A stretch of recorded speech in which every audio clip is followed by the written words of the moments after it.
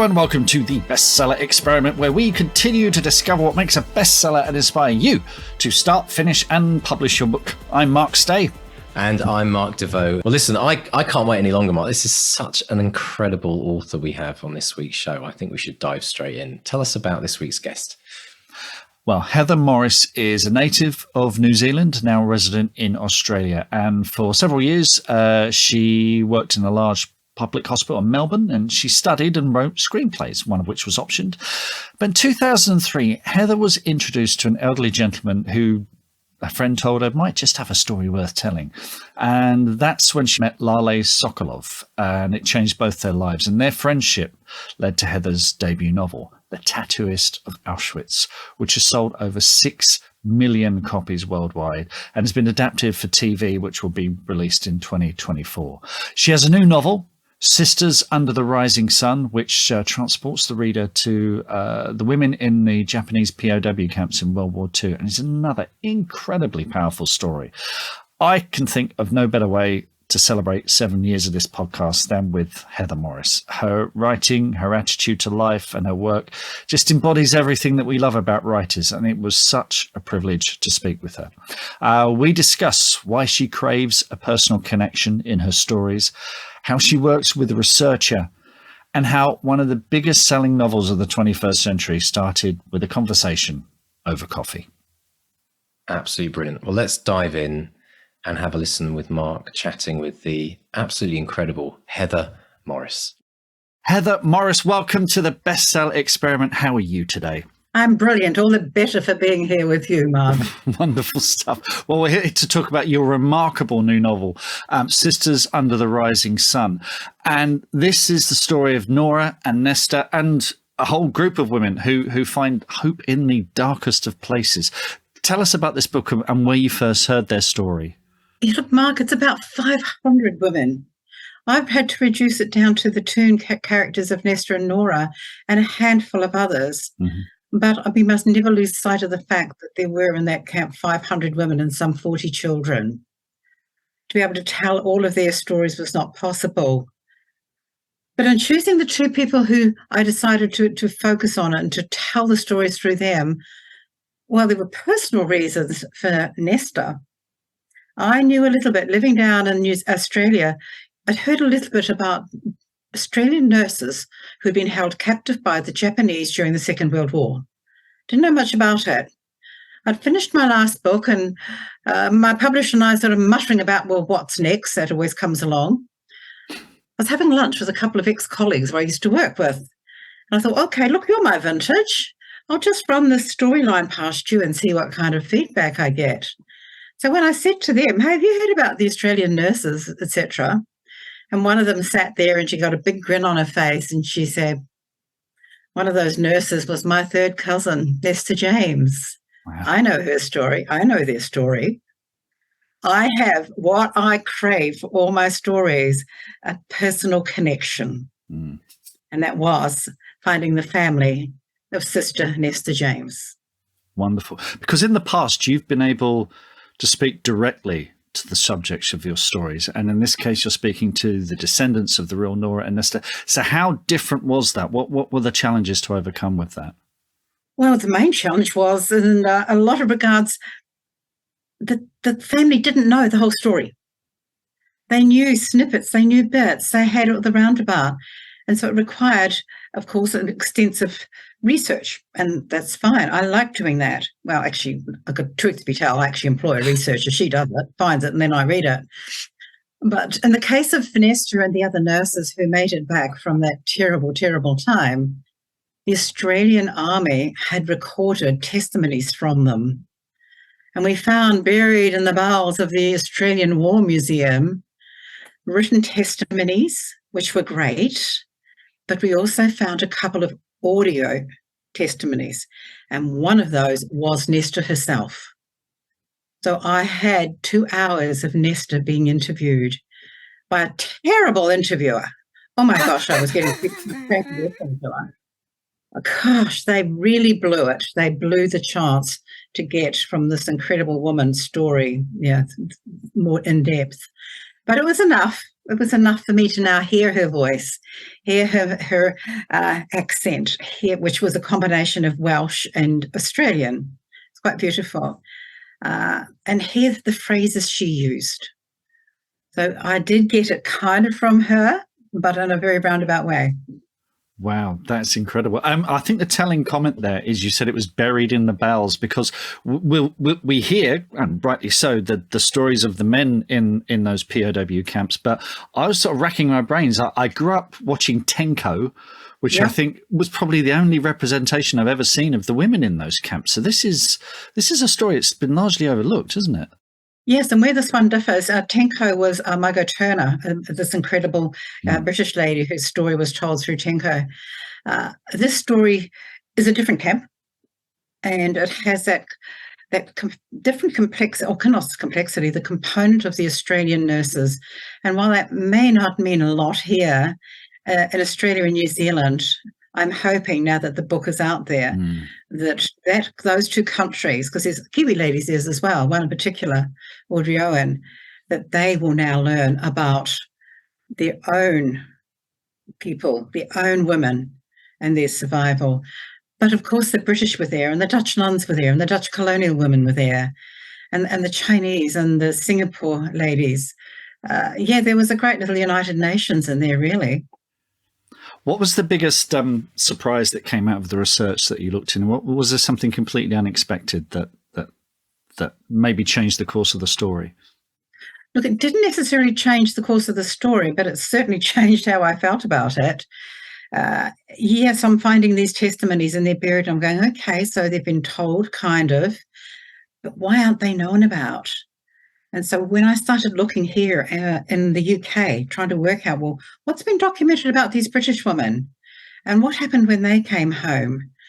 And then I started getting bloody angry, because I found out, and this was the shock for me, how those women were, you can't say treated, they were ignored. They were sent away. They were told, no hero's welcome for you. Stay on the boat. The hero's welcome is for all the men coming home, not you. Tell your family to stay away. We don't want you being in any way celebrated along with those male prisoners of war that they came back with. And that's just disgusting, Mark. Oh, boy. Yeah. Okay. Crikey. Yeah. Hard one to suck up, isn't it? Yeah, it is. It really is.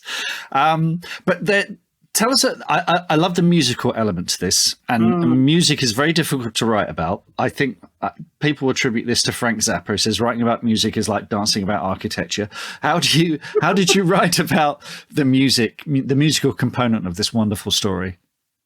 Hey, listen, if you're trying to intimidate me by having those guitars in the background, indicating automatically that you are musical and I am not. I'm not. You've done it very well.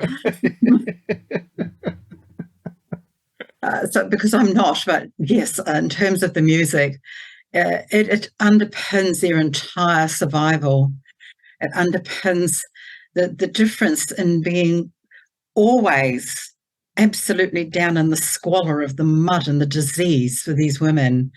It lifts them beyond that. It takes them above the treetops that they're surrounded by, and it lifts their souls. And look, I'm putting it out there. I am not a religious person. The soul thing is not what I could talk about. But for me, I've read so much about them that they did say their souls left them, and that left them above that tree line, and there where the birds flew free. And that's how it happened, folks. That was the power of music. And Nora Chambers and an English missionary called Margaret Dryburgh, they started that with choirs, and then Nora took it that step further in making her vocal orchestra. Fantastic. Oh, that sounded perfectly musical to me, Heather. Don't worry about it. I think that's wonderful.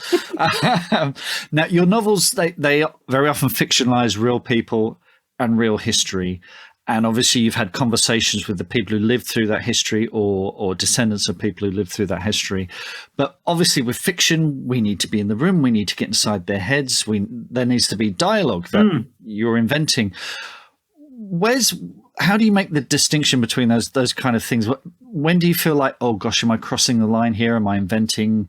Where do you draw that kind of line between reality and and where you're fictionalizing something? Well, in terms of the dialogue, yeah, look, my books are all about conversations. If I can write a whole page of just conversation, I'm going to do that before I go splitting in just descriptive narrative of the colour of the trees and the flowers and the birds. I'd rather have somebody say to him, "Don't you love the beautiful pink of that flower?" In terms of putting words into their mouths, with Nestor, I didn't have to do that too much because I had her words. Mm-hmm. I had both from a written thing that she'd test me she'd done, but also I'd had them hearing them from her own mouths. And with Nora, it was different because I didn't meet Nora, but who I did meet was the little girl who appears on page 1 of the book, Sally, her daughter. And so to find her on the island of Jersey and to be able to go and visit her and spend time with her and get from her mom and her dad, and to be able to tell this story with her blessing. When I first met her last year, she was an 87-year-old beautiful woman. Wow. Was such a treat. So I've had firsthand in terms of, well, if you read the book or you'll read it, Sally was on Singapore Island with them. And that's the story begins with her being put on a boat, hopefully to freedom and safety. And for her mom and dad left behind in Singapore to not know for 4 years, did she meet the same fate that they had with her ship being bombed? And for that little girl to not know, well, in fact, she was told her parents were dead. Wow. And I found her alive due to the power of having a brilliant researcher. They're worth their weight in gold or every dollar you pay them. Well, let's talk about that because how does that relationship work? You sit down with the researcher and say, look, these are the things I'm looking for. How do you brief them? How do you brief a researcher when you're first sitting down with them? Well, I was only going to tell the story of the nurses. That was it, because that's what I knew. That's what I'm finding my research about. And I'm finding all these other testimonies and a couple of books. A couple of the nurses had wrote memoirs that had long disappeared, but I found them. And my researcher did. But from them, and the testimonies I was getting, there was this one name that kept appearing. They're talking about the nurses. Nora Chambers. So I had to say to Kat, my researcher, in chance, find me anything you can on Nora Chambers. And that was not easy, folks. And she kept coming up, nothing. She's not out there. Until one day she dug so deep, she found this tiny little article in a church newspaper on the island of Jersey announcing that Nora Chambers was taking over the choir at that church. And that was printed in, I think, 1960-something. Wow. I rang that church and I said to the person who answered the phone, I understand you once had a parishioner called Nora Chambers. And I got someone who said, yes, we did. I said, look, I'm presuming Nora that is no longer with us. And she said, no, she died many years ago. I said, well, okay, is there any chance there's anybody on the island or you who know anything about her daughter, Sally? Because I didn't know Sally's surname. I didn't know if she'd married and had a different surname. So I couldn't track her. And she simply said, oh, Sally, you'll be at services here on Sunday. Do you want me to give her a message? Oh, yes, please. So that's how we found Sally Conway is now, and her son Sean, Nora's grandson. Fantastic! It's like panning for gold, isn't it? You just got to keep sifting and sifting and sifting until you find those little shiny nuggets, don't you? Yeah, but then you've got to stop because you realise that if you keep doing it, you'll never write anything. There's so much out there, and you then run the risk. And trust me, I've had it happen to me. Of saying that your story is lacking something, it's incorrect in something, the memory of your person is not right, it doesn't marry with others. And you go, you know what? If I was to research everything written, found in museums and books everywhere around the world, I'd still be just reading, not writing. So I get to a point where I go, I've got enough. There may be a lot of brilliant other vignettes out there related to the story. I've got enough. Wonderful Walk stuff. away. Wonderful. Now, I'm talking to you now. It's a wonderful conversation. You're very enthusiastic and optimistic and full of passion about your writing, but your writing deals with some very, very traumatic subjects. How are you not weighed down by the things that you've read about and the things that you've written about. How do you make that separation between what you're writing about and the person I'm seeing here? I have to credit my occupation, my career, what I was doing before I started writing, not knowing that I never knew I was going to be a writer. Gosh, that was never on the cards for me. This is all accidental, but it's not a bad accident. But for 20 odd years, I worked in the social work department of a large public hospital in Melbourne, where every day the people I interacted with who came there were only there because something tragic or traumatic had happened to them. Now, yes, their trauma and tragedy was what we call acute, whereas the people I've written about, theirs is a historic, which plays out and differently, but trauma and tragedy are still the same. Now, of course, caring for people under those circumstances, lesson number one, self-care, self-care, self-care. And you know that the trauma and the pain and the tragedy and the grief that you're hearing is not yours.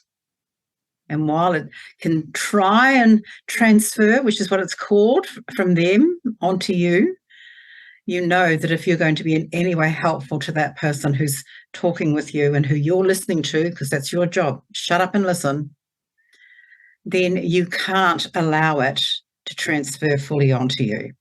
And that's just a general, all healthcare professionals learn how to practice self-care.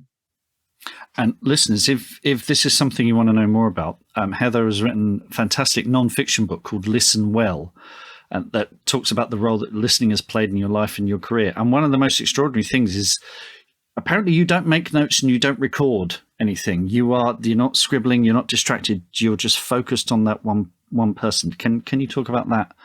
Yeah, well, if you bring a notepad and a pen or a recorder into a conversation, you've actually introduced a third party. And it's a distraction. You know that from the hospital. You're talking to a patient. If you start writing notes, you can immediately see them change. They want to see what you're writing. They become guarded. Oh, do I say this? She's going to write it down. Where's it going to go? So you just don't do it. And the same thing is when you're talking to people about their past, tragic and traumatic pasts. If you actively listen, shut up, listen, focus, look them in the eye, or look over their shoulder if they're being intimidated by you looking at them. You soon learn. You listen, you hear, and when you hear, you remember. Right. And then you race home and frantically write it all down. Exactly. Yeah, this is the remember bit that I struggle with. I'm not that good, folks. Let's talk about where it all started. You mentioned working in a trauma, in a trauma hospital and dealing with patients with those issues. But as I understand it, your storytelling career, as it were, started when you and your husband started creating stories for your children. Is that correct? Yeah. I mean, gosh, many moons ago, and we were so poor. We were a classic case of having this baby and now down to one income and trying to find the many ways you can cook mince. And we wanted this little fella to be able to have stories. And my husband used to read him the Financial Times. I think the theory plays out that when they're particularly little, really little, newborns, it doesn't matter what you're reading to them. It's the sound of your voice. And it used to cack me up sometimes. I'd be in another room and I'd hear him say, and today the Dow has dropped 50 points, this sort of stuff. And there'd be this little thing in his arms, just silently, quietly, eyes wide open, listening. But so we then got a little bit more adventurous as he suddenly realised that, he wasn't interested in the Dow Jones. And so a simple exercise book, school exercise book, we used to have them in New Zealand where you had one side of the page had lines on it and the other page was blank. I think they were meant to be for science, so you could write about your experiment and then draw a picture of it. So we just bought these exercise books and I would start writing and making up stories and hubby went and drew the illustrations. We bought a talent each to it. We created a whole raft of stories based around gloves, for instance, hand gloves because Christchurch cold winter. This kid seemed to be always losing one of his gloves, as he called it. So where do gloves go? They go to Gloveland, don't they?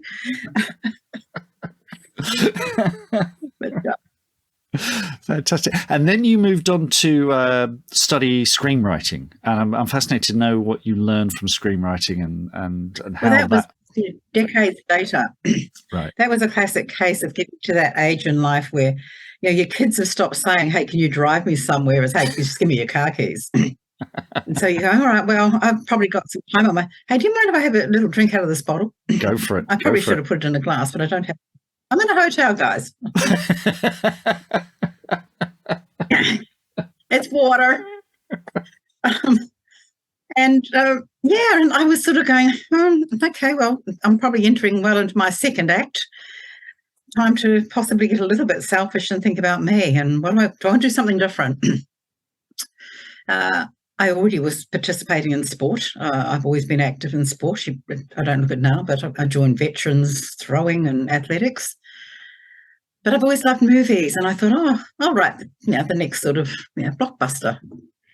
So I started going to the odd weekend course and doing it online. And the reason I did that, because I figured if I want to tell stories, there's no way I could be an author. I mean, I'm in awe of authors. But somebody told me that screenplays come with a formula and rules, and you do not get to deviate from those rules unless you're Quentin Tarantino. He's the only one that does. And when I started looking at that and learning the structure of it, I went, okay, that works for me. So yes, screenplays and being forced into the structure and the rigid rules of them was how I started, and that's how Lully's story first got written. I've got a drawer, by the way, full of screenplays back home, and just all sitting in there doing nothing. I mean, will they eventually become novels? Is it something, you could you do anything with them? But one or two of them, I think, might. We've talked to my publishers and I have talked about one of them in particular. But they're, and funny enough, they also have got some sort of genesis in a real event. A young teenage boy in the hospital I worked, who I knew for several years, and his illness, how it affected in the most beautiful and positive way. He had terminal cancer. But because of this kid and who he was, he had an impact on everyone who met him. Not only the people in the hospital who got to know him, but one other particular young man who came into his life. So there's a beautiful story about him. The Melbourne Olympic Games, 1956.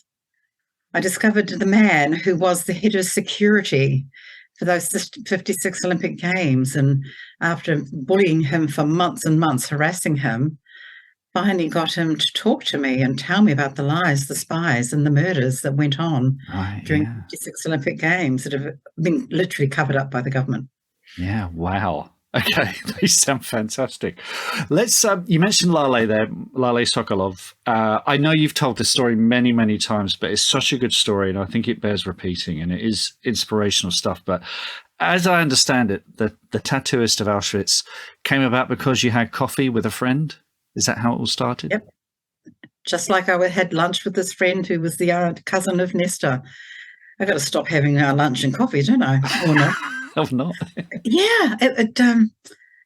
Caught up with a friend, and over coffee, she just really casually said to me, "I got a friend whose mother's just died." And I go, "Oh, I'm sorry to hear that." Yeah.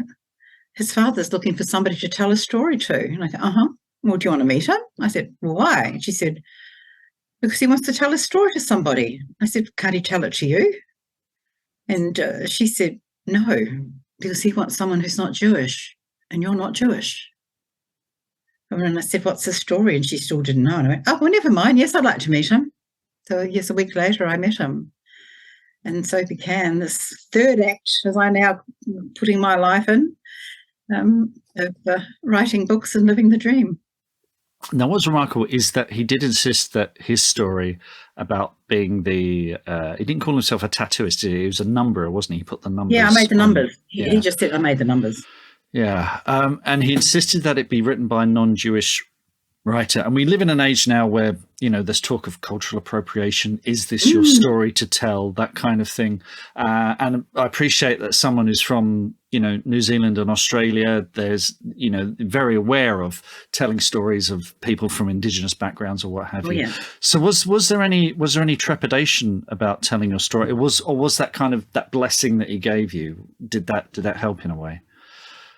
I never for a moment, once it became serious that I was going to tell his story, even though that was back in 2005, 2006, had any concerns about that, for the very simple reason he asked me to do it. How can I be appropriating his story when he's giving it to me? And so no, I'll fight that argument any day of the week, and I have had to. But I will not shy away from having no issue with the fact that Lully asked me to write his story, and I did. And there should be no issue with me being able to tell it, the story of a Jewish man, without having the background and the family history. That's what worked for him. For him, there was not a Jewish person alive who didn't have their own baggage, their own backstory. He said, why would they tell my story when they've got their own? Okay, fair enough. Keep talking. And as I understand it, it was going to be a screenplay first. Was that the original intention? I wrote what I considered to be the most brilliant 2-hour feature film based on his life. I still have got the screenplay, the script. So, yeah, for me, I saw it being played out on a screen. And that's why it was a screenplay and why I hung on to it. I'm not sure if it was stupid in the end to have hung on so long, or maybe the timing was just right. For 12 years, I was trying to get it made and put into the hands of a producer or a production company. I actually did have it optioned for 6 years at one point. Wow. A production company in Australia optioned it and tried to get it made, and it didn't come about. But yeah, I kept fighting. And you know why I kept fighting, Mark? For me, there was just never, ever was I going to give up. Because I was with Lully 2 hours before he died. And I knew that he wasn't going to see the sun come up the next day. Like he used to say to me every time I saw him, if the sun comes up, it's a good day. Or if you see the sun come up, it's a good day. And I knew this evening as I sat with him that that wasn't going to happen. And the very last thing I said to him, and I kissed him goodbye and told him it's time to be with Gita.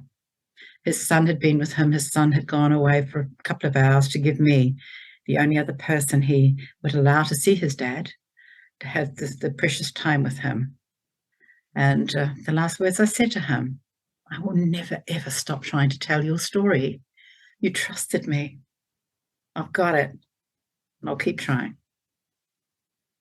But That's why I keep trying. Promise made to a man who did not see the sun come up the next day. Wow. Was it still a screenplay at that point, or were you working on it as a novel? Just a screenplay, and Lully had read many, many drafts of it, and he'd driven me crazy taking him to movies, trying to find the perfect person to play him. He kept rejecting every fine young actor that he became besotted by it. So he read that. And so when people question me, how can you write this story and have it out there in the world, and he's not here to confirm it and to support it? Well, he saw many drafts of the screenplay, and the novel is my adaptation of that screenplay. Yeah. So yes, he's absolutely approved it. And he was alive when the production company in Melbourne were trying to have it made into a film there, and was involved with them and flirted with the producer's wife. So I have no qualms that Lully Sokolov wanted me to tell his story. Wonderful. And we've come full circle because it's been adapted for the screen, and it's starring Harvey Keitel as the older Lale, which is fantastic casting. And you're being played by Melanie Linsky, which is fantastic. It's just amazing. So can you talk about that and how involved you were in that as well? Yeah, gosh, how much cringing can a girl do? Quite a lot, it seems. Look, the wonderful production company Synchronicity, who optioned the rights to make the film and brought Sky on board and NBC Peacock on board. They spent a lot of time with their screenwriter, their main screenwriter, who was wanting to get more background. They needed to now flesh out on the screen Lali's character. And so I'm just telling them all about my time with him, all these wonderful 3 years I had with him. And then a few months went past and I got a call from the producer saying to me that we want to talk to you about how we tell the story. We need your permission to tell it a way we've been drafting, unbeknownst to you, and having the character of old Lali telling the story. And I went, oh, that's brilliant. Love it, love it, love it. And then they threw in the clanger, and of course we'll have to have somebody playing you. So we tried to talk away. Well, can't he just talk at the wall?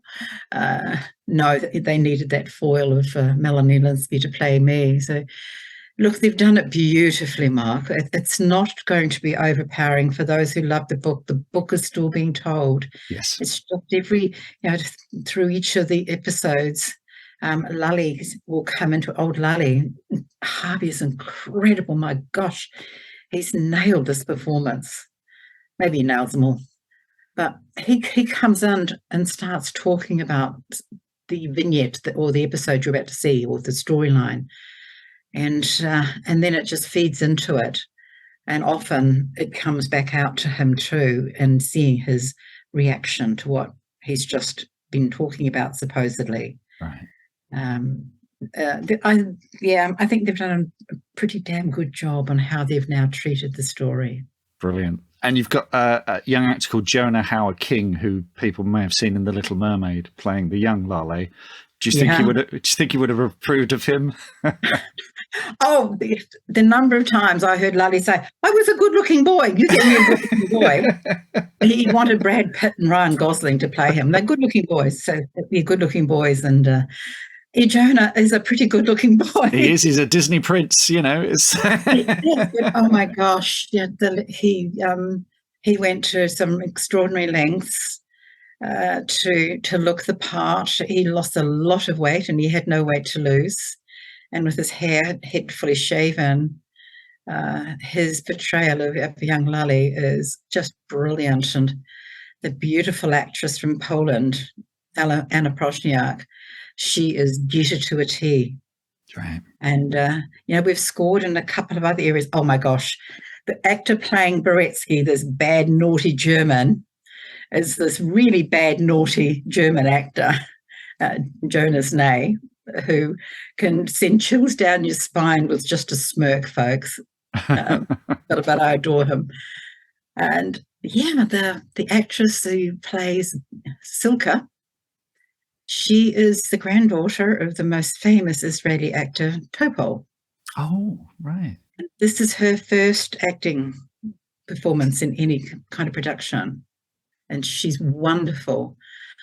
But then we've topped the whole thing off, folks, with a score that is being written by the one and the only, the top of the tree, the man, Hans Zimmer. Oh, fantastic. I saw him live earlier this year. He's astonishing. Oh, it's really? Just amazing. Yeah. Oh, gosh, I'm so jealous. Oh, fantastic. Well, I can't wait. I genuinely can't wait. But until then, folks, we've got Sisters Under the Rising Sun and many other books as well. What's coming next from you, Heather? Are you sort of, is there anything new on the horizon? I'm trying to choose between 3 incredible stories. We kind of narrowed it to 2, but it's hard. How the heck do you choose when you've got so many wonderful stories and wonderful people in different parts of the world who are sharing them with you? But rest assured, I don't have time to rest on my laurels, guys. Third act, approaching end of. They'll be coming out as quick and as fast as I can. Brilliant. Well, we can't wait. You're an inspiration, Heather. Thanks so much for speaking to us today, and hope to speak to you again soon. My pleasure. My absolute pleasure. Oh, I think I have to take a little moment there, Mark. After that was powerful stuff, wasn't it? Absolutely. But what an a credible story on top of an incredible story. It's remarkable stuff. If you watch the video, You'll see when she's talking about that last night with Lale, you can see me welling up and getting all emotional. Yeah. After which I asked the most vapid question. My mind was just so, and I was like, is it going to be a book or a film or something? Some nonsense question. I was just so, the power of that last night that she spent with him and that promise, to finish the book, and it's extraordinary stuff, really extraordinary stuff. It's absolutely incredible, and so many different things to talk about. I think, we'll go on, we'll talk later a bit about that experience of being with someone as they're dying, somebody that you've been learning about their story and going through that process, which is just makes everything so much more incredible and meaningful as well. But let's start at the beginning, where Heather was talking about this incredible serendipity that happened, where she met someone who knew the third cousin of Nestor just by when we talk about dream declarations, about this idea that you have to put it out into the world of what you want to achieve, because when you do that, people show up to help you. Whereas if you keep it secret, you don't tell anyone about the book you're writing or, or anything that you're doing, you're never allowing other people to come into your story to help you. And this is a brilliant example of Heather being very open, like talking about what she was looking for, and then having this opportunity to find someone absolutely crucial to the story. Yeah, and she's a listener. And I think this is such an essential skill for authors. And, I do recommend that book that she's written, Listen Well. It talks all about the role that listening has played in her life. And I think when we do when we have a book published, we have to talk about ourselves and talk about our book. And it's all, we're pushing stuff out. But I think the best authors are also really good listeners. They know when to shut up and listen to someone's story. And even if it's not something they're going to go on and adapt and turn into, a phenomenon, you'll pick up stuff just from listening to people, just from, the little quirks that they give you, the stories that they tell. You just have to become a sponge for that kind of thing. And I remember when we had Erica James on here, she said that talking about how her sons get so embarrassed because, she'll be earwigging people on holiday, just picking up stories, picking up little things about people's lives. So whatever genre you're writing in, if you're writing, romance or thrillers or comedy or whatever it is, I think it's essential just to stop and listen and take it in and just enjoy that human experience of how people are different. And also particularly if it's outside your experience, if it's someone you might disagree with, because very often as well, we're all very confrontational these days. Social media has turned us into confrontational people. When you meet someone has an opinion that's contradictory to yours, I find the best thing is just to let them go for it. Because they soon run out of fuel. But it's that thing of putting yourself in someone else's shoes. That's what I think storytelling is. So much of storytelling is about. It's your voice, it's telling your story, but also you need to put yourself in other people's shoes as well. Yeah, and it's interesting, isn't it? Because I think there's a lot of people who think of research as it's a big job, but just going on Google and researching, going and looking at web pages, going into archives. I mean, that's obviously a massive part of it, but that's information that's all been published in whatever form it's been published. Whereas when you actually go and speak to someone, you might be getting, firstly, you're getting a very intimate first-person account or even second-person account, depending on, whether you're interviewing the person directly or a family member, but you're getting something completely unique. And within that are often nuggets which come up and prompt you with ideas that you can then run with. And I think authors that are just researching purely on what's out there already, you're going and you're kind of delving through, the encyclopedias that everyone else has got. Whereas talking to people gives you something special, unique. It might actually even become the story in case of Heather's experience.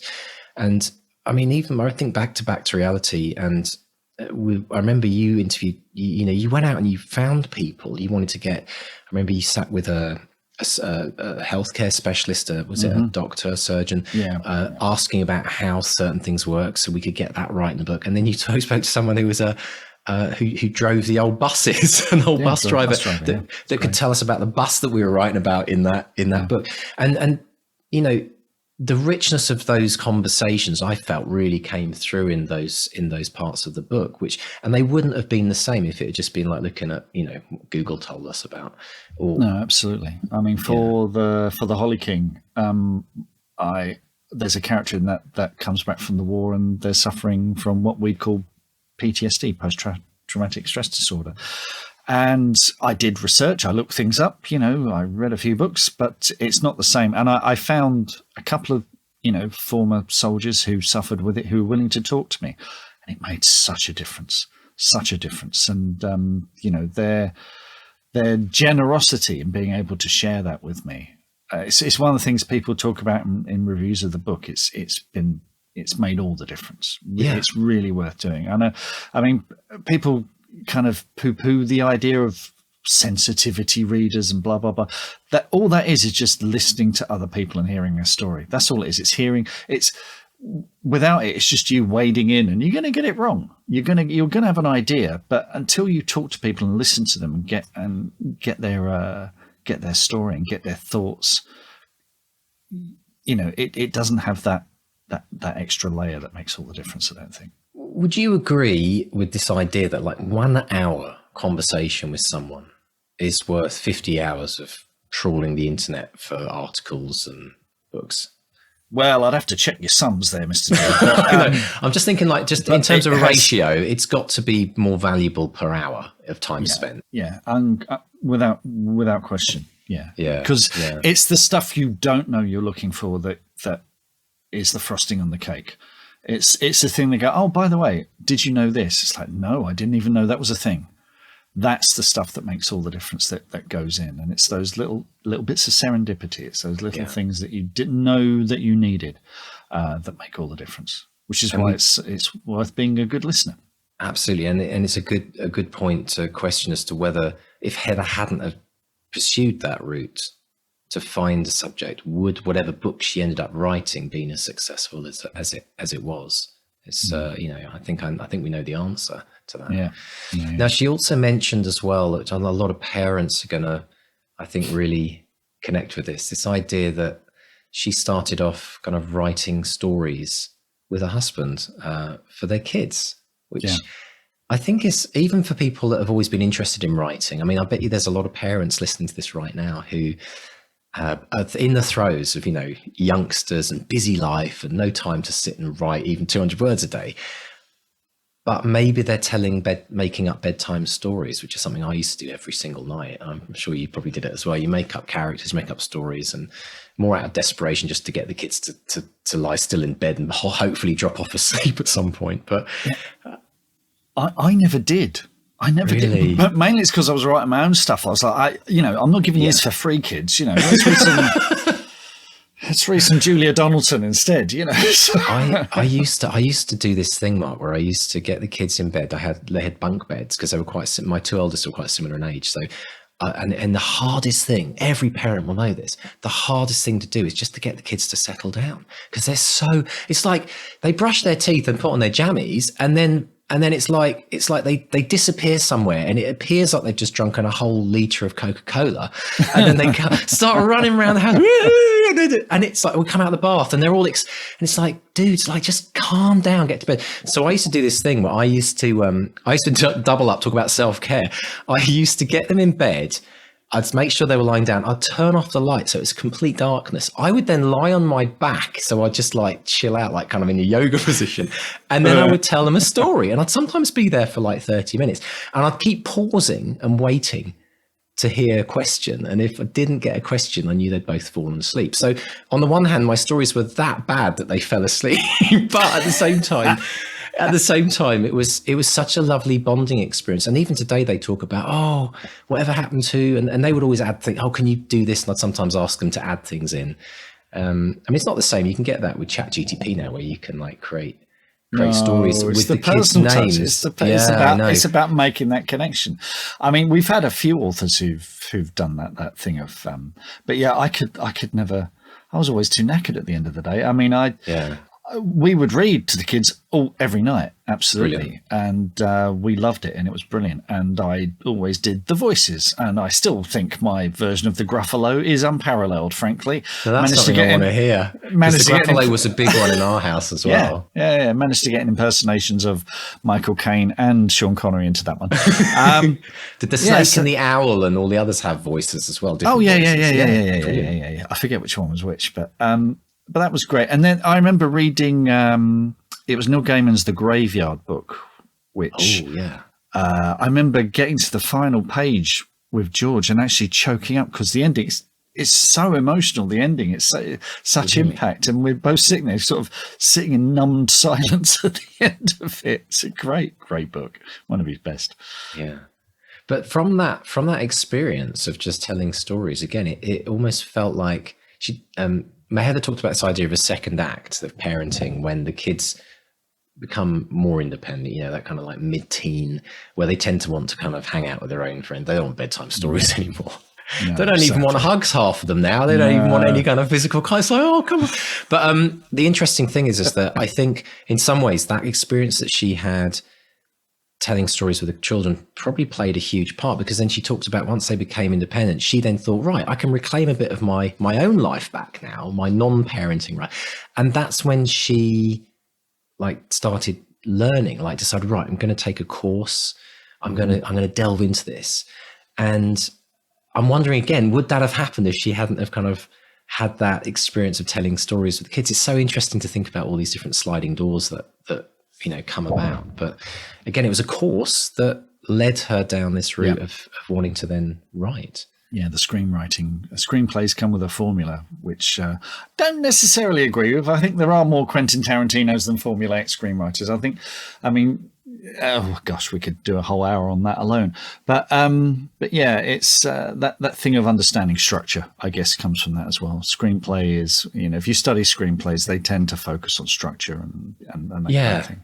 For me, it's not. So we've learned on this podcast as well. It's never about formulas, but it's also about creating structure for you to play within. It's like creating the playground and being able to play within it and being infinitely creative within the playground. But there's a fence around it, so you're not just running around like a crazy kid, going, where are the boundaries? Where are the boundaries? I think that helps us just to kind of keep things contained. I actually saw, true story, I saw Peter Gabriel in concert last weekend. Oh wow! Birthday, and that was crazy because Peter Gabriel is 73 years old now, which is mind blowing. And I kind of had this real sadness. It was weird. I had this real sadness. He was playing one of his really beautiful songs, Blood of Eden, I think it was called, that he sang with, I think it was with Sinead O'Connor. Yeah. And of course, there's a whole link to that and what happened with Sinead recently passing away, which is really sad. But there was a sadness around this idea of him, whether I would. It was the first time I got to see him in concert, and I'm wondering if it might be the last time, because the last time he released something was 20 years ago. But to keep on track with the why I brought this in, I'm not just going to tell you about my weekend, but he talked about when he created an album, he did cover versions of his 12 favorite songs from his favorite living artists, but he approached them and he said, and do you want to cover your favorite song of mine? And they put out this double album. And in the notes, the linear notes, he said it was one of the most freeing projects he'd ever done, doing these cover versions, because he said it was literally having this structure. He knew, what the lyrics were. He didn't have to write those. He knew what the structure of the song was. Yeah, he could have artistic license to make it Peter Gabriel's version, but he said it was so nice just to not be in this big empty field and go, right, what do I do next? It's a bit the blank page, right? With the writer, it's like, right, blank page. I've got an infinite number of options. So I think this idea of reducing, putting barriers or borders around what you're going to be playing in is really important. But then he said, but I could be infinitely creative within that space of that one cover track that I did. So I think there's a lot we can learn from that. Absolutely. Heather was saying that, with Sisters Under the Rising Sun, there were hundreds of women. She could have told their stories, but she decided to focus on these particular ones because she was like, that's it. That's my story. That's the path I'm going to take. And it would be, research could say, well, what about these people over here? Aren't their stories just as valid? Yeah, they are. They absolutely are. But you have to pick a lane and kind of stick with it. And that's that can often be a difficult decision to make. But I think sometimes when you know it's the right one, you kind of think, yeah, this feels right. This feels good. I feel there's something about this that I engage with and resonates with me. So, there's a lot to be said for that, definitely. Brilliant stuff. Now, as it's our 7th birthday, we thought it would be really fun to let you all listen to the extended version of the podcast this week. Ooh. So you can get a feel as to what you've been missing out on all these months and years. So in the extended, we are going to talk about how working on a memoir can become an incredible story in its own right. We're going to also talk about the importance of self-care within research. This is the other side of listening. It's when you come out of a traumatic conversation with someone and how you have to work through all of those sides of things. We're going to talk about writing emotions, which is probably one of the most important things we can learn as writers. And also about how Heather's motivation was absolutely taken to the fullest extent when she was working with Lale and he passed away while she was writing his story. So, Mark, let's dive straight in. Let's talk about this idea of memoirs, because when Heather really kind of went into this, I don't think she was really expecting to find the story that she did. And it made me think about everyone who's thinking of writing memoirs and the stories of their life, how from that, even just one section of their life story could become an incredible book, a fiction book, even based on a true story. And it makes me wonder, how many times this is actually, the story's been plucked out of a memoir and then become, a major novel, a massive movie. It must happen relatively often, I'm guessing. Well, look, let's define terms first of all, because you got a biography. Autobiography is when you write your own story. Biography is when someone else writes about your whole life story. Memoir is when you focus on a particular portion of someone's life. So I've just been set, because I'm doing an interview next month with Leslie Ann Jones, who's written a book called Fly Away Paul, which is about Paul McCartney in Wings. So he's left the Beatles, and it's the whole period when everyone thought it was going to be a complete disaster. So that's a memoir. That's focusing on one particular aspect or one particular period of their lives. And yes, for most people, we lead ordinary lives, but there might be that year when everything changed, that time when we faced some incredible challenge that we had to overcome.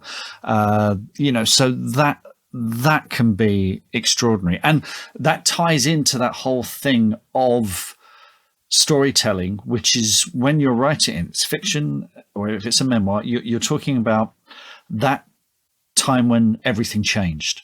So in fiction, you're telling the story of your hero who suddenly that they start in the ordinary world, and by the end of it, they're the complete opposite of who they were to start with. That is storytelling. So yeah, it's I think everyone has some kind of story. Some of them are extremely dramatic, and obviously with Lale Sokolov, that is one of the most extraordinary stories of the 20th century. Being at the heart of Auschwitz and what he must have seen and experienced is just incredible. Other people, they might be a bit more mundane, but it can still shake up your world. I mean, it's this idea, we talk about the idea of stakes, in storytelling, and stakes can be an asteroid is coming down to destroy the world, or it can be that you have to have a difficult conversation with your mother at the weekend. That might be the most important thing in your life. So it's all relative to the character who's telling the story. So I think when you're drafting a memoir, drafting a piece of fiction, think about why now? This is the big question we are. Why now? Why are we telling the story now? Why are we telling it about this particular piece of this moment in time? What is it about that that's so important that you're going to draw readers towards it as well? And there's something that you've mentioned called life rights and options. How do those work? Oh, crikey. Right. This is not legal advice, everyone, okay? But I'm just curious what they are. Okay, well, it's if this happens a lot when people are writing memoirs, and particularly in film as well, because again, talk about stakes. When you're, if you're writing the story about your granddad and how he worked on the railways and everything, and it's a nice book just for the family, that's fine. If you're writing something, about someone that you don't know and you're telling their story, then you might want to get their life rights, particularly if it's being turned into a film. You don't have to. But a life rights agreement, it grants a person or a company the right to purchase and develop someone else's life story in some form of media. And getting permission to tell another person's story is important, because everyone has the right to tell their own story. Why do you need to do it? Well, you don't have to do it. This is the thing. You don't have to do it. And if someone is in the public, if you wanted to tell the story of Joe Biden or Donald Trump or, whoever's prime minister, whenever this goes out, because they're a public figure, you could do that. Absolutely. And if they're dead, totally up for grabs, But basically, if you get the life rights, that person is on board with your project. And of course, it decreases the possibility of a lawsuit and them suing you or whatever. They basically come on board. So take legal advice, get an entertainment lawyer, if that's what it needs. So, Interesting. That's how that works. Now, let's talk about self-care within research, because obviously, there are a lot of people writing books about quite obviously very traumatic events that can happen, either events in their life or, in the case of Heather, sitting with someone and learning about their story in such an incredible level of detail, with access to the kind of raw stories that come from people's hearts. And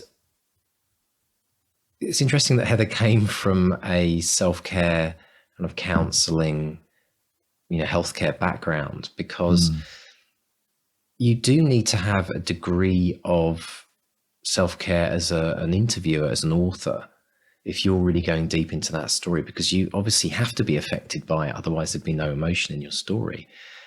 And it's an interesting one that I think a lot of people, when they go into this, you sometimes don't know what you're going into. You don't know if you just sit down with even, a retired person in your own village, and they tell you something about their past, which just blows you away, or just completely heart in the mouth stuff. We have to learn about self-care from our perspective when we're doing those kind of interviews. Otherwise we can, and I think actually part of it is writing it out, isn't it? In some ways, actually writing the story is a kind of way of allowing it to kind of make sense of it and work with it. Yeah, it's making that separation between that trauma and being an emotionally stable person. And, she said her number one lesson was self-care, shut up and listen. But even if you're not interviewing someone who's been through a traumatic episode, say if you're writing crime fiction, particularly if it's sort of gritty crime. I know crime authors who have been to autopsies, or they've seen those autopsy photo books that you can get for research, medical research books or what have you. If you're writing about abuse or addiction or any of these, really difficult, challenging subjects, it can really take its toll. So you have to, again, you will know your tolerances for these kind of things. You will know how far is too far. But self-care, your own self-care should be your number one priority. But yeah, I've researched stuff, and you stumble across stuff and you think, whoa, that's a bit much. And there are times when actually it's years and years and years ago. I think I've spoken about this before on the podcast. I interviewed a mother and her son. Her son had Tourette's, and it was something I was interested in writing about.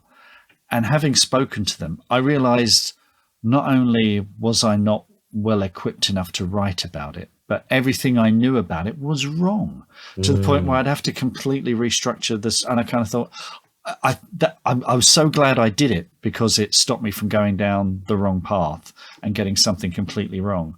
So sometimes it will illuminate you in a way that might make you think, oh yeah, I shouldn't be writing this, or I don't have the equipment, I don't have the emotional connection or the armory to sort of actually do this. So yeah, it's you will know, and it makes, this is again why, you know, we talked earlier about sitting in here and looking stuff on Google, and you're at one remove from all of that, and it's there on a screen or whatever. But when you actually talk to people, when you look someone in the eye, you realize, oh crikey, they're going to read this, and other people are going to read this. So I need to get this right.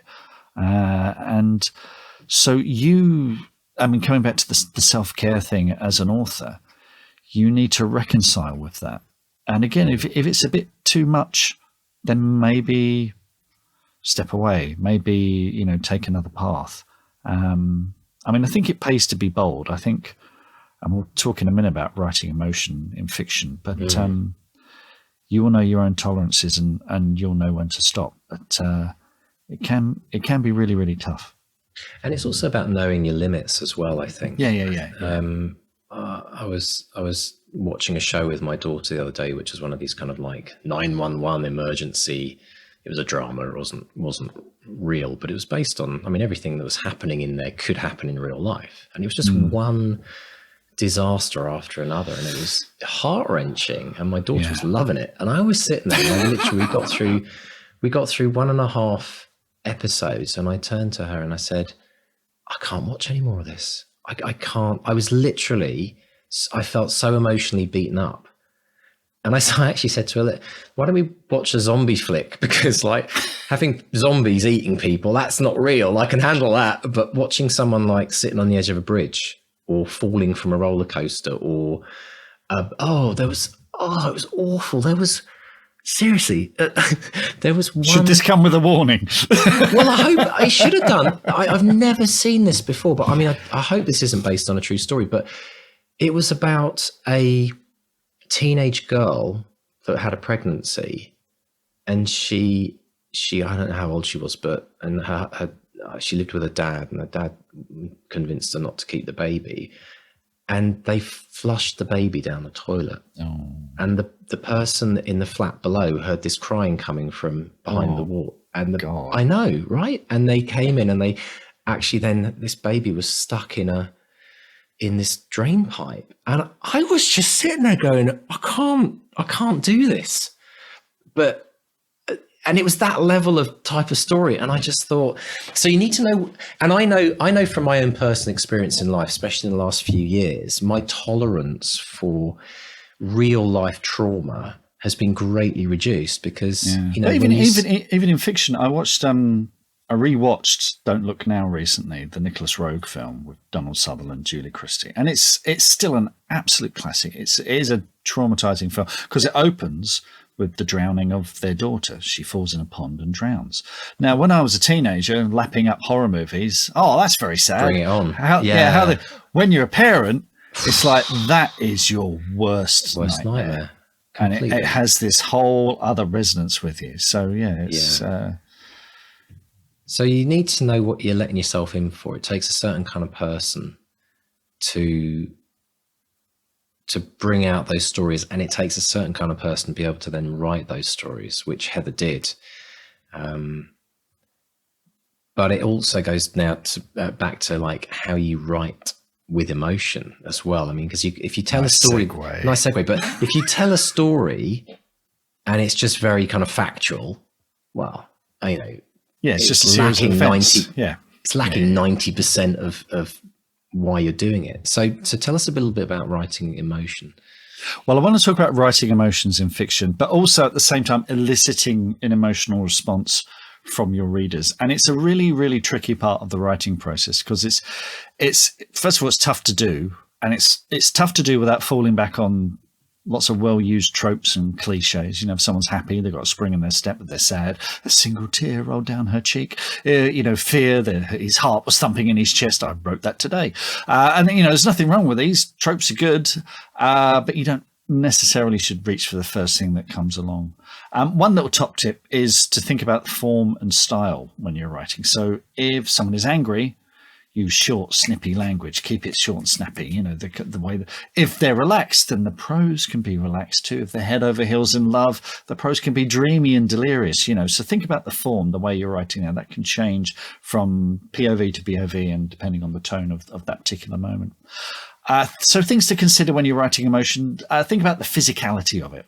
So much communication is non-verbal, which, you know, if someone's acting or in theatre, that's easy to convey because you're looking at it. When you're writing a novel, you could miss a lot of this stuff. So think about the physicality of a character, and you can tell a lot about a character about the way they carry themselves. So don't just tell me that someone is angry. Show me their hands bunched into fists. Show me their flinty eyes.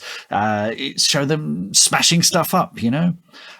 Dig into your own emotional memory as well. So maybe when you experience extreme emotions, keep a journal. I remember a couple of years ago, I went into hospital with a kidney stone. Agony, absolute agony. I remember that. Yeah. But the writer in me is going, this is great. This is great emotional memory for when I'm writing about someone in pain. Remember this. Pain. Exactly that. It's kind of sick, twisted person you become when you write a story. So you know, maybe keep a journal, maybe write these things down because you never know. Another really good book, if you're in a hurry as well, is The Emotional Thesaurus. Chris, you remember Christopher Wills in the Academy? He introduced me to this. This is a cracking little book. And it's it just lists, you know, euphoria. Okay, and it just gives you, look, these are all kind of first base. It's all a bit first, but it gives, if you're in a hurry, it's always good placeholders. And then you can dig a bit deeper, you know. So think about not just the physicality, think about the internal things as well. You know, the rapid pulse, grinding their teeth if they're angry. These are all angry examples. Mental responses, they might not be listening to anyone. They could be fantasizing about violence. Is the emotion suppressed as well? Maybe they're not trying to show anything, so they're deep breaths, set jaw, they're avoiding eye contact. Now, in all of these, I never tell you that the character is angry. I let you, the reader, pick up on those signals. You add 2 + 2 as the reader, and then you're engaged. It's a great way to engage readers. Also, ask yourself, is this going to escalate or de-escalate? Where are you going to go with this? And, you know, be careful of where it comes in the overall stories, where you don't necessarily want to peak too soon. Some stories start with a devastating event, and that can be a great way to hook in the reader. I remember years ago reading The Horse Whisperer, and the first chapter or couple of chapters starts with such an incredibly traumatic event. And you do wonder, gosh, how are they going to recover from this? But that's what the whole book is about, recovering from that trauma.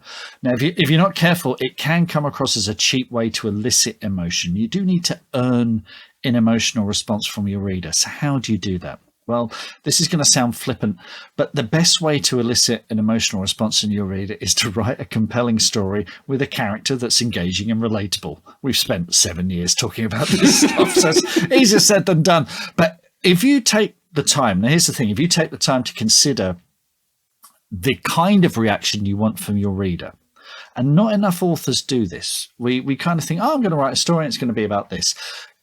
Think about the reaction you want from the reader. So do you want them thrilled? Do you want them in tears? Do you want them terrified? If you give a more consideration to that, then you're much more likely to succeed in getting that response. You know, I used to think that emotion wasn't my job, that it was somehow cheating to lay it on, and it's up to the reader if they want to feel that or not. And yes, there is a risk that if it's insincere, then it becomes maybe over sentimental and the reader sees through it. But if it's coming from a truthful place, this can make your writing incredibly powerful. Readers read for emotion.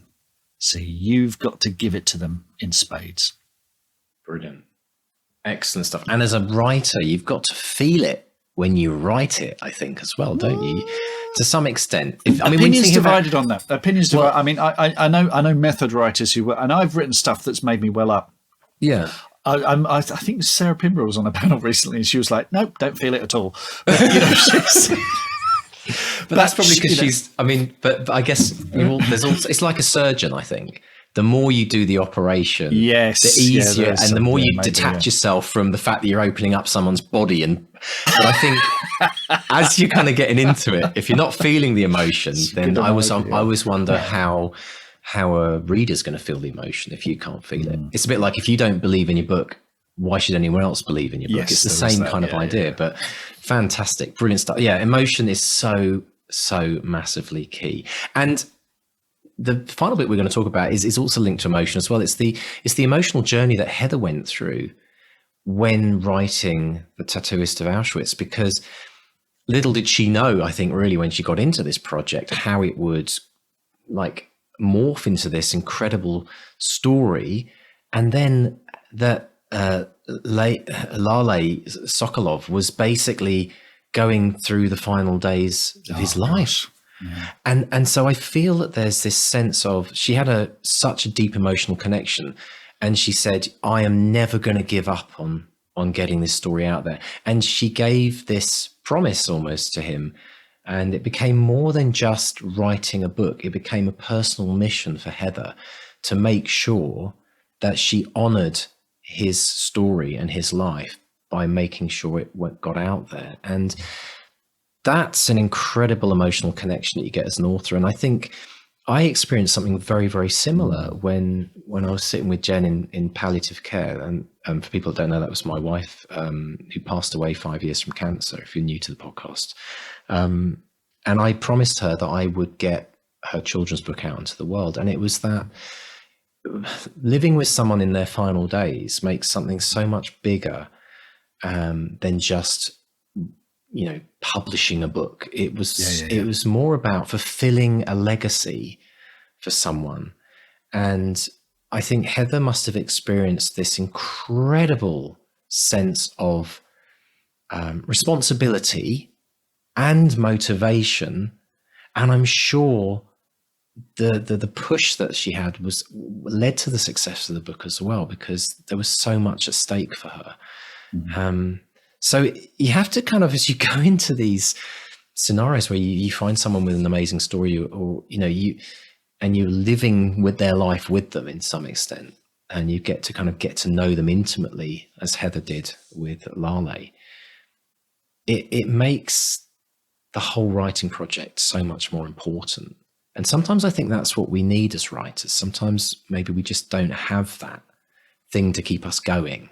And as Heather said, she was never going to give up. And it's just incredible.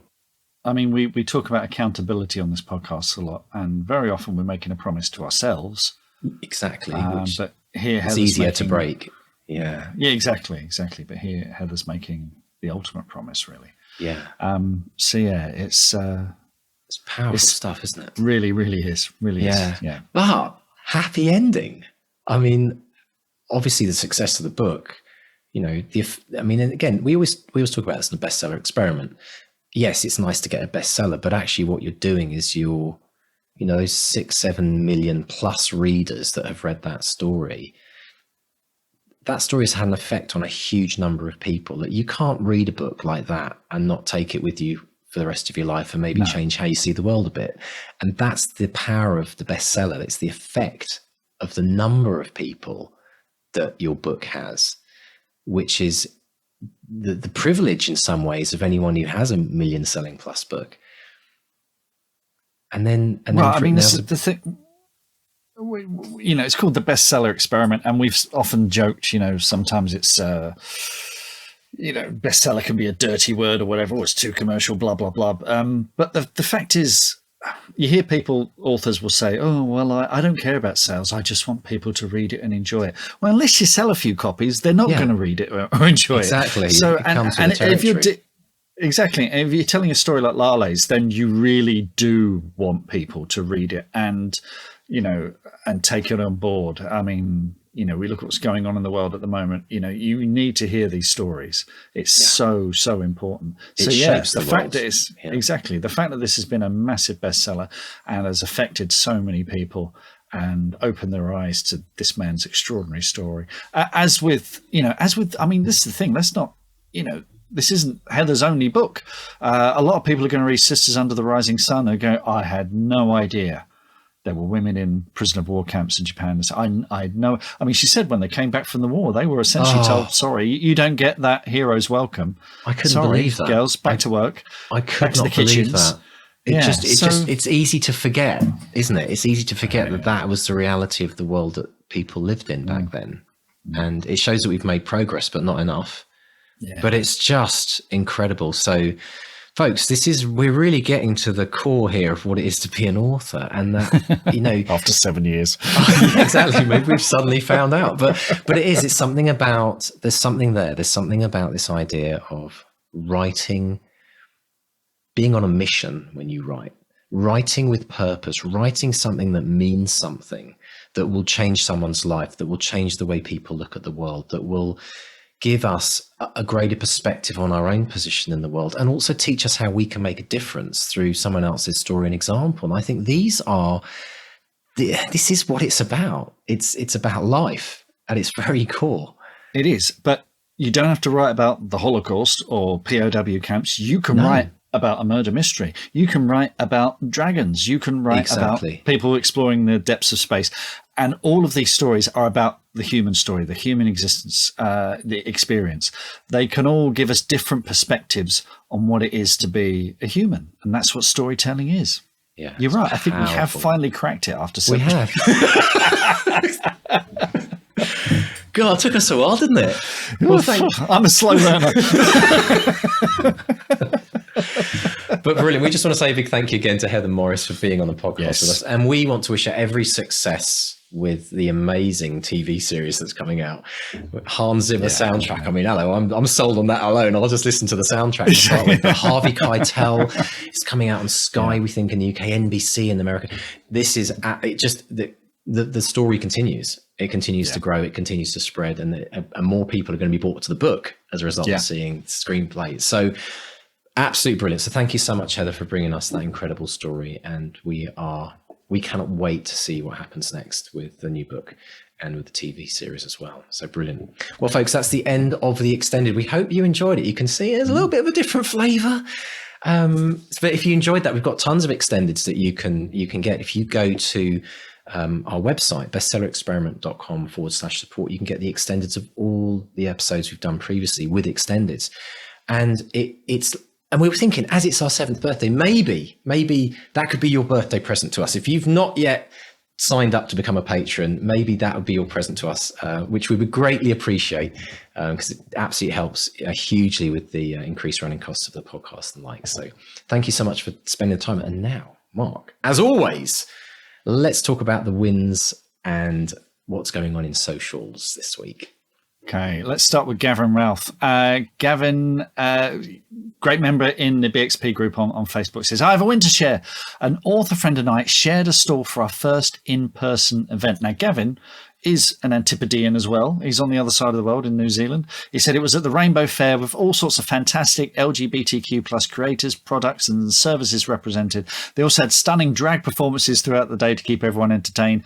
It was exhausting and energizing and so much fun. We sold way more books than we'd expected, which was amazing. But a major highlight for me was meeting a teacher from a local secondary school who came up to say hi. She said she was looking forward to reading Murder on Milverton Square, that's Gavin's novel there, but hadn't had a chance yet because there was a waiting list for it at her school library. How good is that? That's another milestone. That's another brilliant milestone. And do check out Gavin's really good on Instagram and Facebook. There's loads of photos from, I'll stick a link in the show notes, loads of photos from this amazing event at the Rainbow Fair. And it just seems like such a brilliant event. But yeah, that thing of just getting a table and, you know, talking to your readers, it's fantastic. I've got 3 bits of social media here, and they've all got something in common. I just want to see if you can see the common denominator here. First one's from the Academy, the wonderful Alex Waite on the Academy. Alex says, a small win for me, but after listening to the recent podcast with Jesse Sutanto, who writes in 15-minute sprints throughout the day. So Alex said, I gave that a go, but set it to 30 minutes, the idea being the pressure is off. If I write 20 words, so be it. Just so long as I give it 30 minutes of 100% dedicated focus. And amazingly, and Alex says he can hear us saying, I told you so. It worked incredibly well. He ended up getting through closer to 750 words for each writing session, but it feels relaxing as he's not chasing a word count. He's made it his new writing habit moving forward. And yes, he has bought himself a new egg timer too. So that's Alex. That's brilliant. This is Sarah Moorhead, the brilliant Sarah Moorhead, who was on a few weeks ago with her new book, The Treatment. Sarah, she said, I've had to revert to the Pomodoro method as I've been lacking discipline. Writing 100,000-word novel is so much easier when you break it down into 25-minute chunks. And a day later, she updated it. She said, it's working. I got more work done in the last 2 hours than I have all week. So there you go. So that's Sarah over on the BXP group. And then on Twitter, we got Denzel Edwards, who is at Denzel E Author. He does the 200 words a day challenge. He said, I gave the Jesse Sutanto 15-minute timer method, as mentioned on the podcast, a spin this morning. 364 words in 15 minutes. Amazing. Brilliant. So can you see the common thread there, Mr. Yeah, D? I'm just written them all down there. I can't quite work it out. But it's interesting because we've talked very early on in the podcast. I was talking about the Pomodoro method. It's something that I use every day in my work life, just getting all the tasks done for the podcast and for coaching and all the academy stuff. And it really does work. And so tying these two things together, we always talked about the 200-word challenge being a 15 to 20 minute challenge. So there's that kind of timing element but I think what it does is it gives us a sense of being able to focus, because that's one of the hardest things we have. It's so easy to get distracted. And when you've got, so Alex's reference to the egg timer came from a coaching session we did actually just a couple of weeks ago, where I've got them all here. Actually, I've got hundreds of them, loads. I got these blocks. I got one of these, and I got one of these little eggies with a little ticky thing. And there's a whole science behind the noise of something that keeps you focused on the job. And I think it's super good to combine the two. Incredibly powerful, because it gives you a bit of a sense of Mission Impossible. Like, this Word document will explode in 15 minutes if there's no words on it. So yeah, I think we'll incorporate that into the 200-word challenge, so that people want a race against the clock. Then absolutely, I think that's a brilliant thing. So well done to all three of you and everyone else out there who's been inspired by that as well. Yes, thanks everyone for getting in touch. You can find us on social media. On Facebook, we're Bestseller Experiment. On Twitter, Instagram, and Threads, we are at Bestseller XP. And if you've been inspired by Heather, Jesse, or any of the authors we've had on over the 7 years, please subscribe, rate, review wherever you get your podcasts. And a big thanks as always to our editors, Dave and JD. Absolutely. And if you'd like to try the 200-word challenge, it's 200wordchallenge.com. And if you'd like to sign up to the Bestseller Experiment newsletter, just pop over to the website, bestsellerexperiment.com, and click on the newsletter tab, and you will be added to our list, where we'll send you all the details of every episode that we do and all the things you can learn from it, as the links to all the show notes and everything else you need. So fantastic. Have a great week, Mr. Stay. And it's a goodbye from Mark 1. And a goodbye from Mark 2. Goodbye. Goodbye.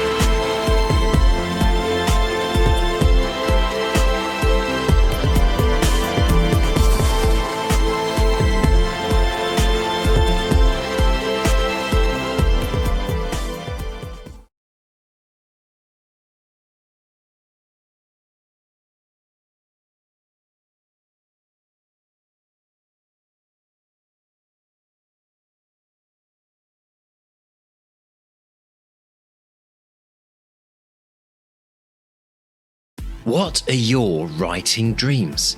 Finishing that book? Quitting the day job? Becoming a best-selling author? Since 2016, we've interviewed and studied the advice of over 500 best-selling authors who've collectively sold over 1 billion books. And in the Bestseller Academy, we've incorporated powerful and proven strategies for success, inspiring fiction and non-fiction authors just like you to reach new heights and write their best book ever. Ready to take your writing to the next level with accountability, craft, coaching, and the most inspiring and exclusive community of like-minded writers? Well, your bestseller dreams are just a click away. Join us today at bestsellerexperiment.com/academy. That's bestsellerexperiment.com/academy.